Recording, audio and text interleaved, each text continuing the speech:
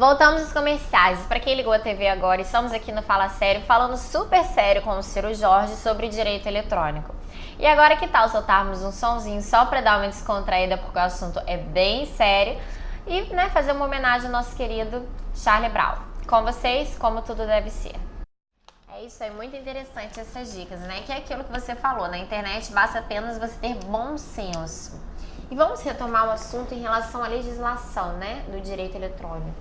Tudo volta mesmo ao bom senso e, como nós dizemos, talvez falte bom senso aos legisladores e um pouco de inquietação, né? Talvez que seja necessário eles passarem pelo que essas pessoas estão passando na internet para que eles finalmente busquem métodos mais eficazes para proteger o cidadão E a na forma internet. de divulgação da internet é uma coisa que acontecer aqui agora, Exatamente, em uma semana, todo mundo já sabe. Eu não sei, talvez eles não usem a internet. É impressionante como eles podem não saber disso. Claro que sabem, mas na verdade tudo isso é muito culpa nossa. É a gente que vota de maneira inconsciente, é a gente que vota errado. Você vê a dificuldade que nós temos de eleger um deputado de Três Rios, né? Desde 2009 que esse projeto está lá parado. Talvez se tivesse alguém de Três Rios, por exemplo, naquela época nós já teríamos cobrado ele para fazer alguma coisa. Agora Teria nós temos um acesso mais fácil, né? Exatamente. Claro que, se o seu deputado não está atendendo os seus telefonemas, existem outras formas de fazer essa cobrança. Com relação ao marco civil da internet, por exemplo, existe um site, eu posso passar aqui, o endereço é www.marcocivil.com.br. Através desse site, com um clique, a gente cobra os deputados para que finalmente eles coloquem esse projeto em votação, que já foram adiados várias vezes. Enquanto isso, a gente vê pedofilia correndo solta na internet. E por mais que a gente tenha bom senso, enquanto nós não tivermos uma lei que avance, no mínimo, na mesma proporção que os avanços tecnológicos, nós não poderemos ficar tranquilos na internet. Com certeza, porque é o que eu falei no bloco anterior. Qualquer um que tá aqui na TV, os telespectadores, todo mundo usa a internet. Exatamente. E cada vez que a gente entra, a gente está correndo mais risco. E as internets móveis, né? As internets celular, também tem esse risco? Também tem. A vulnerabilidade pode até ser maior em razão do tipo de rede, que é uma portabilidade mais acessível. Isso não significa também que isso seja diferente de um PC, de um desktop, porque na verdade, volto a falar, o que se deve frisar é o bom senso, seja no celular, seja no desktop. Tendo bom senso, aí sim você pode navegar tranquilamente. Bacana. E o que fez com que você procurasse, né? Você se formou em Direito, especializou em Direito Eletrônico, que é super escasso na região. Eu não conheço nenhuma outra pessoa que seja especializada em Direito Eletrônico. O que você levou, o que te levou a especializar na área do Direito Eletrônico? Clarinha, eu sou um legítimo aquariano, né? Eu sou extremamente curioso, eu adoro os meios de comunicação, adoro conversar, e a internet realmente é uma excelente ferramenta. O que é de família, né? Talvez o que é de família, seja, né? Talvez seja.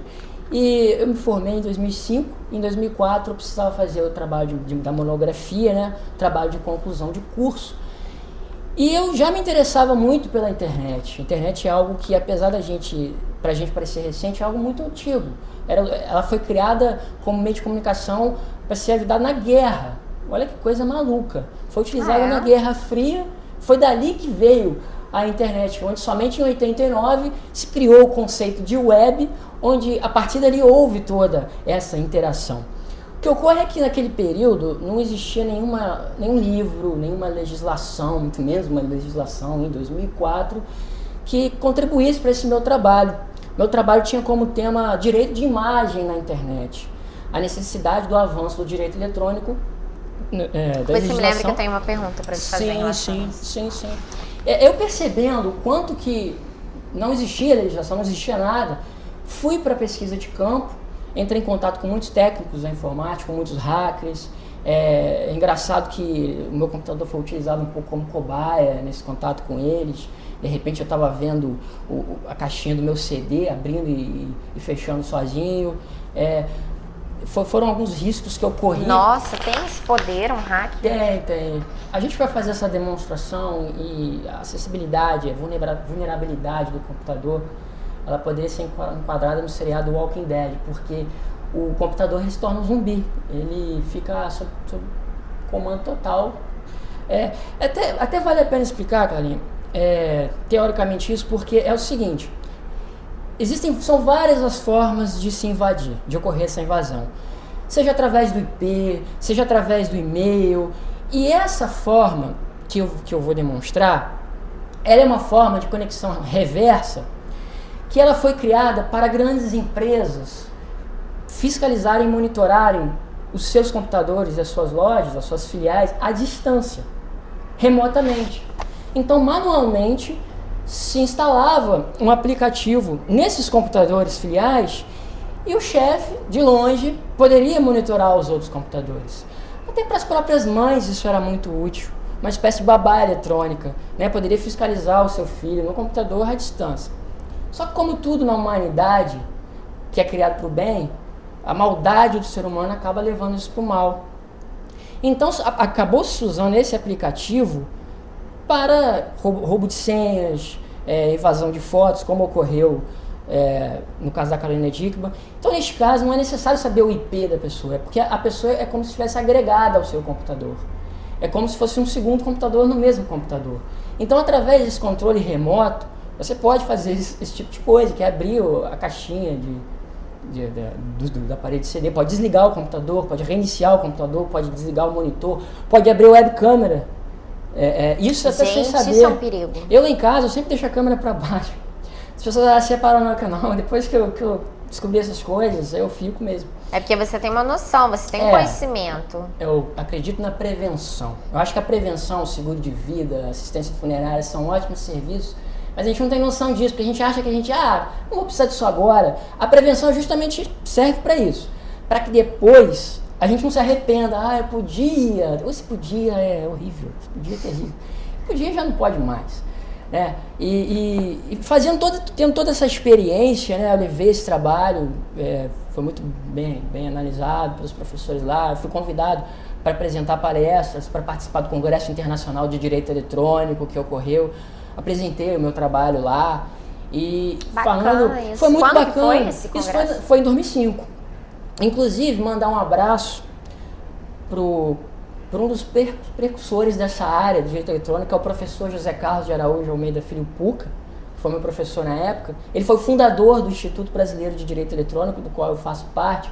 Ele deve estar assistindo a gente pela internet, e mandar um abraço para ele. Aprendi muito durante aquele período, e naquela época, uma das coisas que mais me incomodou foi saber que através de uma tecla de um teclado, você fotografa o que está na sua tela, que é o chamado print screen. Você usava dar um print e tal. Tudo que está ocorrendo na tela ali, você pode fotografar e transformar isso numa foto. Você pode incriminar uma pessoa assim. Você pode fazer, aquilo que eu falo, foi criado, uma responsabilidade muito grande. Essa tecla ela tem uma responsabilidade muito grande. E a ausência de legislação sobre isso, de proteção ao cidadão usuário da internet, me incomodou muito. Então, eu pesquisando sobre isso, graças a Deus, através desse congresso, dessas palestras, desses seminários, nós, através do Instituto Brasileiro de Direito Eletrônico, nós cutucamos os próprios legisladores ao ponto de eles pelo menos se levantarem um pouco. É importante os deputados terem noção do que realmente está acontecendo. Isso não é de ontem, né?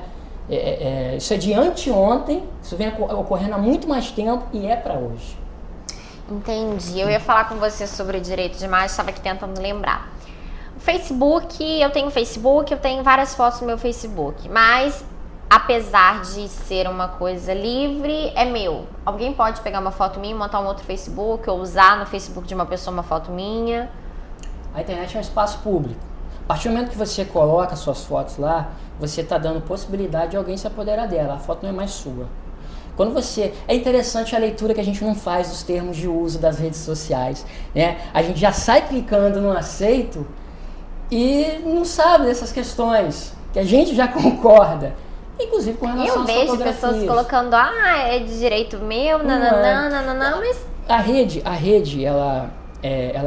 o seu perfil é de sua titularidade. E o que é postado nela faz parte da rede. Então, você fez até uma pergunta com relação a pegar a sua fotografia e se passar por uma pessoa diferente com a sua imagem, aí já é uma outra coisa. Eles não estão mexendo só com a sua fotografia. Eles estão mexendo com todos os direitos da sua personalidade, incluindo dentre eles, o direito de imagem. Tem o direito à honra, tem uma série de coisas que eles poderiam denegrir usando a sua imagem.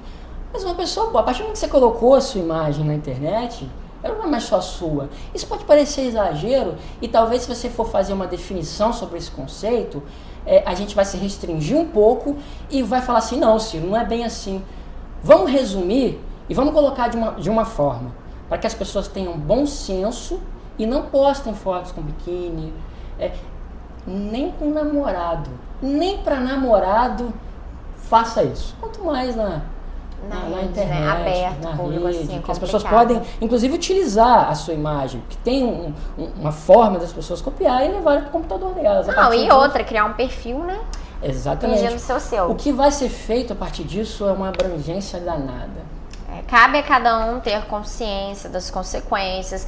É porque, na verdade, a pessoa que nunca passou por uma situação dessa, ela nunca vai achar que vai acontecer com ela. Mas assim como, né, aumenta as formas de proteção do computador, aumenta os hackers, os vírus. Exatamente. A demanda igual, né? Exatamente, porque eu falei anteriormente sobre a desfuncionalidade da lei Carolina Dickmann. Eles fizeram as coisas às pressas. Foi algo feito por legisladores que não estão nem aí, eles só queriam E que talvez não tenha conhecimento, né? Então foi feito de qualquer jeito. Então, na funcionalidade, isso acaba, você precisa de uma série de mecanismos que você não tem, tá fora do alcance prático.